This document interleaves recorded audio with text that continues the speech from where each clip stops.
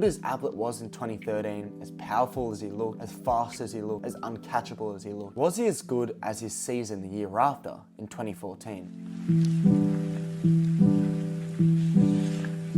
This was the famous season. This was the year that Gary Ablett got put in the greatest of all time category. He averaged 33.5 disposals that year, kicking 24 goals and nearly 100 tackles. Statistically, he had a standout season. For the first 14 games, the Suns were pretty much in the 8 the whole season, and they were solidified to make the 8. They were beating big teams and they were performing well every week. But what happened? In a famous late round against Collingwood in the third quarter, Gary Ablett injured his shoulder, popping out of its socket due to a ruthless tackle from Collingwood midfielder Brent McCaffrey. Now, Ablett went off the field after that and didn't play the rest of the season. Following, Gold Coast completely choked the finals, dropping out of finals contention, eventually finishing 11th. Now, still to this date, that's Gold Coast's best season, but there are so many what-ifs that season if Ablett had not got injured. He was leading the Brownlow by quite some way. He was on track to get 33 votes that year, which would have pipped Matt Priddis by 7 votes. But because he didn't play the rest of that season, he didn't win the Brownlow, but he still somehow finished 3rd, despite not playing 7.5 games. He made the All-Australian too. Now, Gold Coast lost 5 of the last 6 because of the injury, and that just shows how much they relied on Gary Ablett. That season, Ablett was not only in a different stratosphere,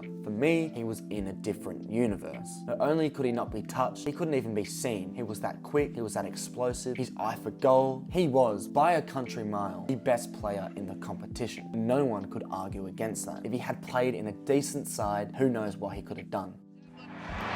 Talk about dangerous, goes right, goes left, goes right, goes around the corner. Oh, don't you love it? Now, can he kick the goal? Greenwood, he'll be guessing this way, that way.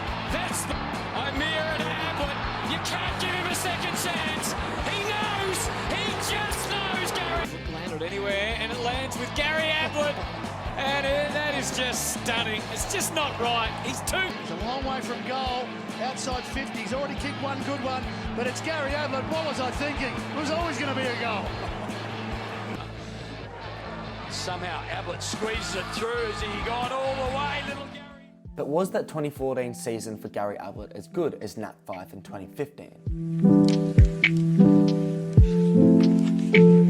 Now in 2015, Nat Fyfe won the Brownlow medal. Much like 2014 Gary Ablett, Fyfe exploded during the early rounds for Fremantle. If it wasn't for injury and lack of form in the later rounds, he could have broken the Brownlow record. Fyfe's clearance work was unstoppable, and he was the new generation midfielder. That big-bodied bull